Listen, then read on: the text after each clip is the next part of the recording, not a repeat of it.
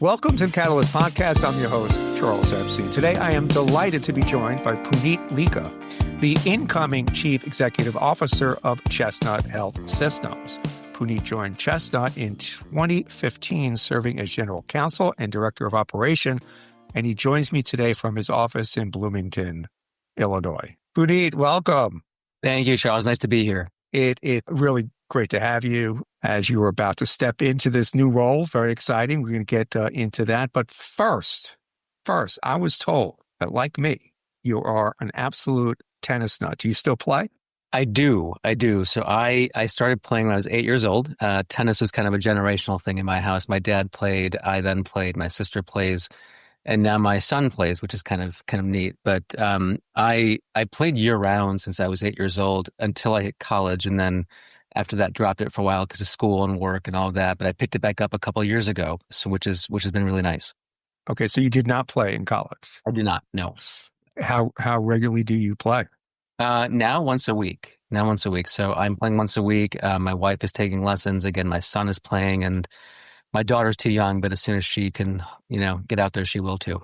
And how old is your son, if I may ask? He's 7. And he just had his, in fact, he just had his first little tennis tournament and he got first place. And so proud, and he's very happy. It's funny, as I mentioned to you, I live down here in Boca Raton, and a lot of very, very good tennis players, a lot of professional tennis players, and a lot of families relocate here when they have a kid who has some early promise and they want to hook him up with a coach. And it is a tough sport. It is really a very, very hard sport, particularly when you have parents who have a kid who's very talented.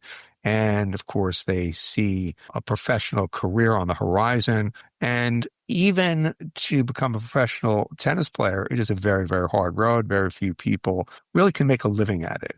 It's very hard. If you are the 400th best baseball player in the world, you're making a fortune. If you're the 100th best tennis player in the world, you're struggling. Yeah. Yes. So it's almost a curse to be that good. To me, it's almost like a Goldilocks situation. You kind of want to be good enough, if you're really into it and you are that good enough to parlay it into a scholarship at a good college and take it from there. So it's really interesting. Over the years, I'd run into these parents and I'd ask, what are the plans? And, sometimes, again, they have these great ambitions, which is great. I mean, sometimes it works out. It's good to have goals. But sometimes or occasionally a parent will say, well, he wants to use this play. He wants to play in college. He wants to get a degree and take that and move on with his life. So it's really kind of interesting. But it's like my daughter was into piano, and it's not like she had any great ambitions. We didn't have any great ambitions, but the discipline, the cognitive development, the same for tennis, I'm assuming. Absolutely. It's physically demanding, very rigorous on the body, right? But it's also a highly technical game, which is, I think, why my son is drawn to it. I mean, he's a very technical thinker. It's, that in golf. He's very good at golf too, but very demanding sport, though. It is. Yeah. And it's independent. You rely on your own devices. You win or lose based on what you bring to the court, and you got to figure it all out by yourself. So good luck to your son. Good luck to you. Thank you. So let's get to it. So what did you do before Chestnut, and what drew you to the healthcare field and to Chestnut specifically? I was, and I still kind of am, a corporate lawyer. Here's how I got to Chestnut. I went to school in St. Louis, undergrad. I went to Washington University. I studied finance and marketing. And so I was kind of oriented toward the business end of things starting then, based a little bit upon what I saw with my father. He was in business too. And so I grew up kind of in that world. In college, I took a class called corporate law, and I just really, really loved it. And so I decided to go to law school right afterwards. And so I attended Chicago-Kent College of Law after graduating from college. And I focused on business law, worked for a corporate law firm while I was in law school, and really, really great firm, great mentors there. So I did a lot of M&A work, corporate transactions, that kind of a thing. Nothing related to healthcare at that point. Graduated from law school, took the bar exam, and simultaneously something was happening in my personal life. My dad was very ill at the time. He was suffering from ALS. And so I decided to take a bit of a career break to help my mom take care of him and be with him and, help through all of that. He passed a few years later, and something weird kind of happened.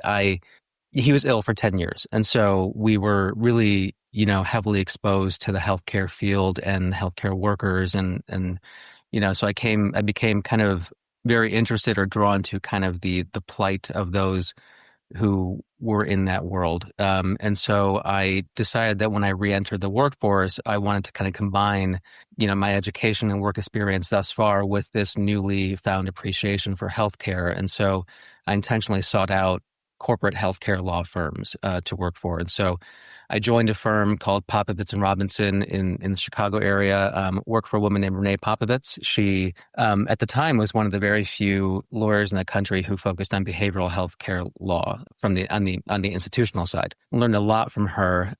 In 2015, and while I was with her, Chestnut Health Systems was a client of the firm. So that's how I got introduced to them. In 2015, Chestnut was in the midst of a lot of international work. We had a global EAP company called Chestnut Global Partners, which I know you're familiar with, Charles. And Russ Hagan, our CEO at the time, decided that Chestnut needed someone in-house full-time. And so he asked me if I would become, full-time general counsel for the organization. And at that point, I thought back to kind of when I was in law school. And for me, in law school, the holy grail was really to become general counsel of something. At that point, no industry in mind. And so when he offered me this to me, I jumped at the chance and joined Chestnut. And 3 years into my time here, our Chief Operating Officer, Alan Sender, who was really so impactful to this agency, he retired.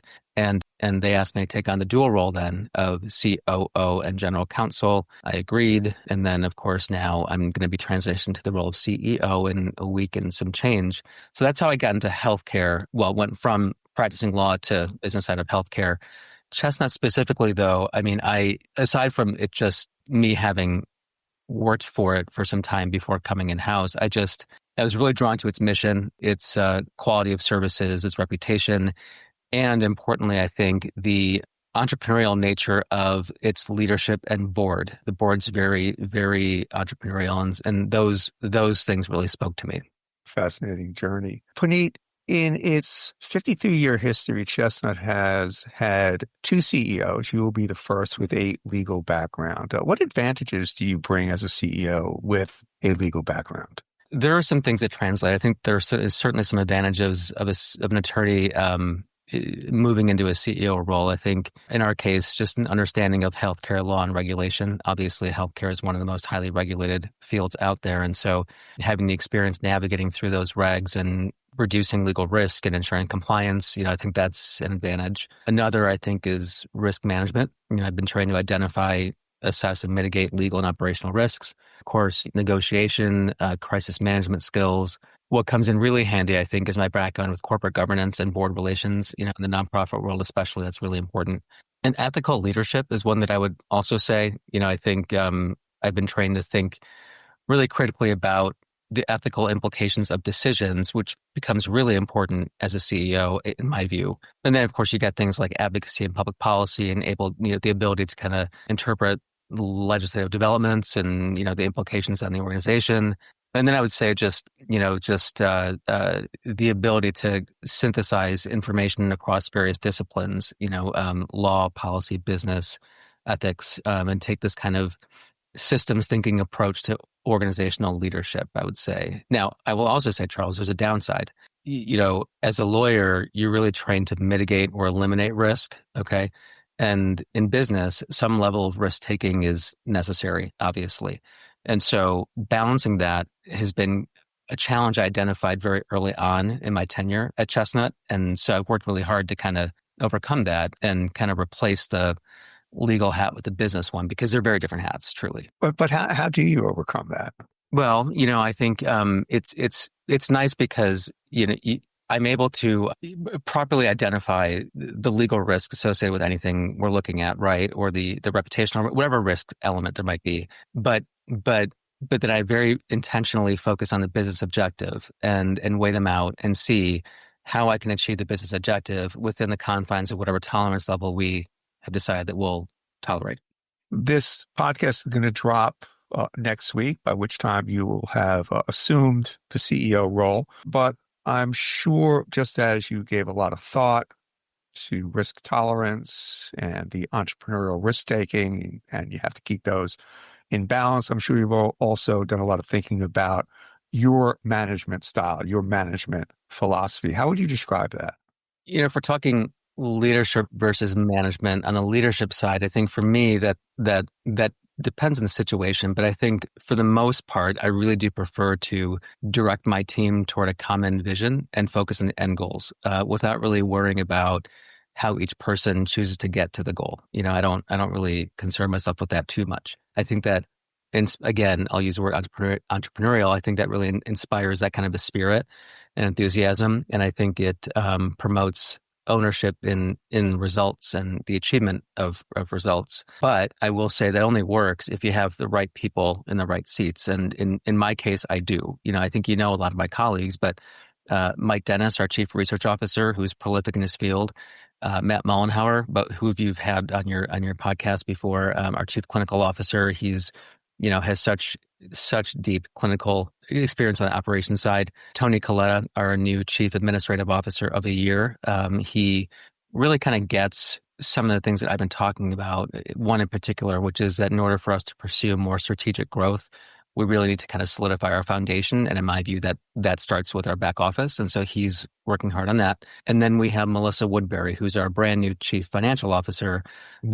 She came on board a few weeks ago, and she really brings this strategic mind to finance. And so, I'm very trustful of all four of them, which is why that kind of leadership style, I think, works. If we're talking management style, which I think there's a bit of a difference, I don't like to micromanage. I have a strong aversion to it, but I also believe in the no surprise rule. So, I try to empower people to be autonomous and have authority, but to make sure they know that I'm there for support or as a sounding board or whatever it may be. But and again, in exchange, I do expect top-notch work. I do, and to be sought out when needed and not to be kept in the dark. So there's that balance that again works with the right people on the bus. Sure. On a broader level, though, I just philosophically, I do think that a leader's leadership and management styles can and should kind of evolve over time.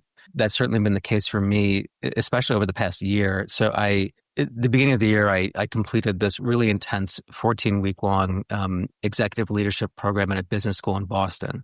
And it was, I can say, the most profound experience in my professional career so far. That taught me a lot about strategy and leadership and who I was or am as a leader.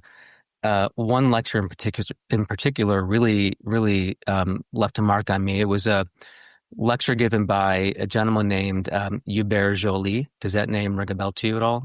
Yes, I've heard that name. He was the former CEO of Best Buy, who was responsible for its turnaround in, I think 2012 to 19 or something like that. He transformed it into a thriving retailer through a strategy that was focused on three things: customer service, employee engagement, and operational efficiency.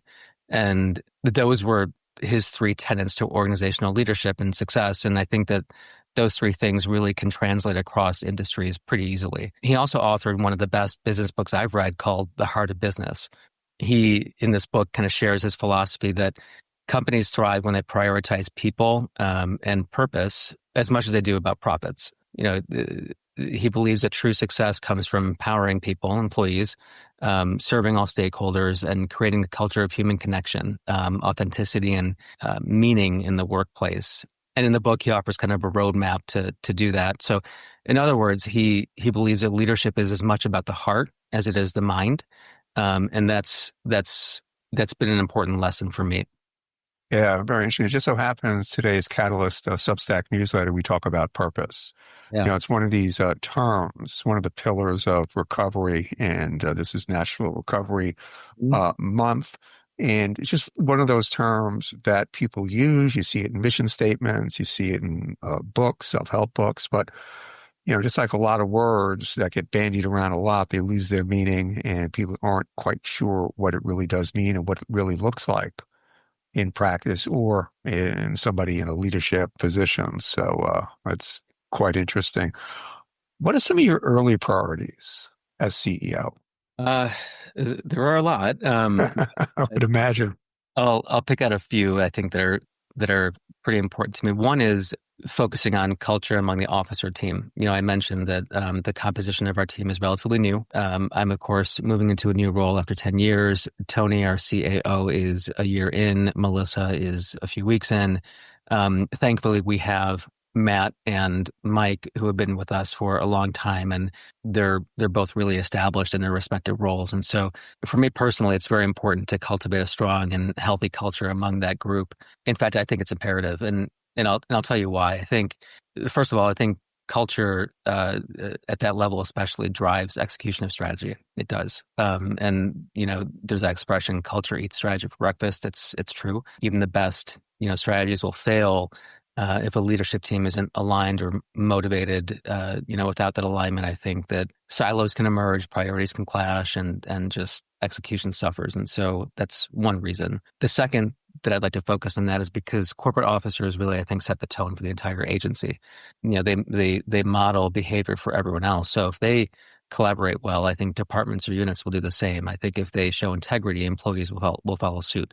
I think if they handle conflict constructively, I think that will trickle down. So another reason I'm focusing here is that, I think trust and cohesion among this group will really enable us to be more agile. And, in today's healthcare environment, it's so challenging to say the least, right? And it's moving faster than ever. And so when we think about how to tackle that, I think we need a leadership team that trusts one another, that is willing to debate openly and can pivot quickly without too much friction. And so, a good culture at that level, I think, creates a sense of psychological safety, which makes that possible.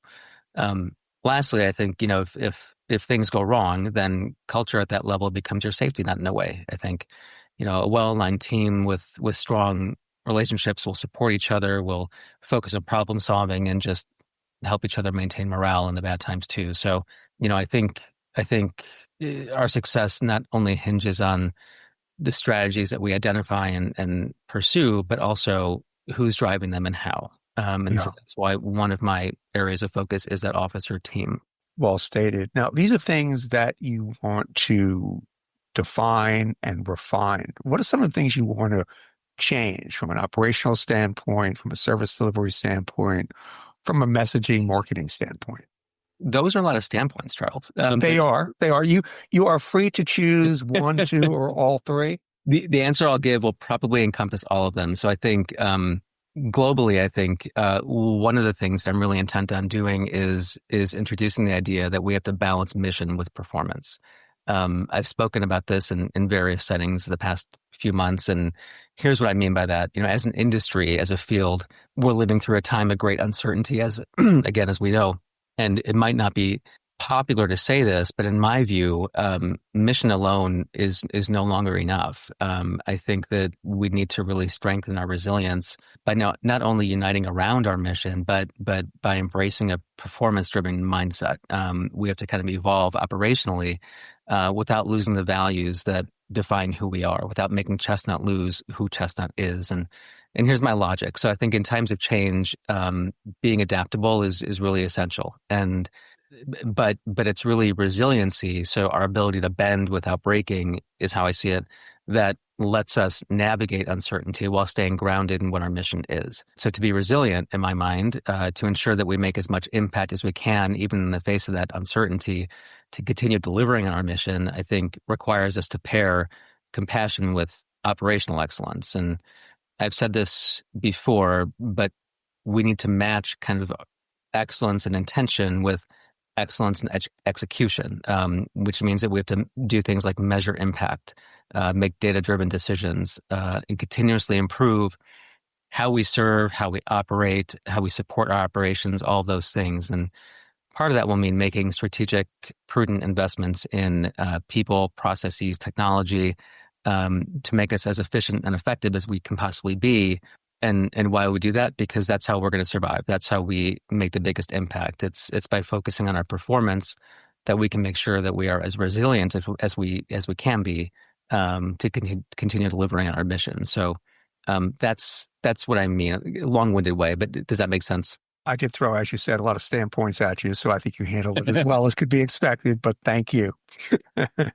uh, a year from now, what would you want to see to consider your first year as CEO as a success or an indication that you're on the right track? Yeah, that's a big question. And I gave it a lot of thought in preparation for this because you sent me that question before. And so I would say that a year from now, I'd consider my first year a success if three things are true. First, the first deals with clarity and alignment. So the organization has a shared understanding of our priorities and teams feel aligned around a clear strategy or vision that balances mission with performance. The second is early progress toward transformation.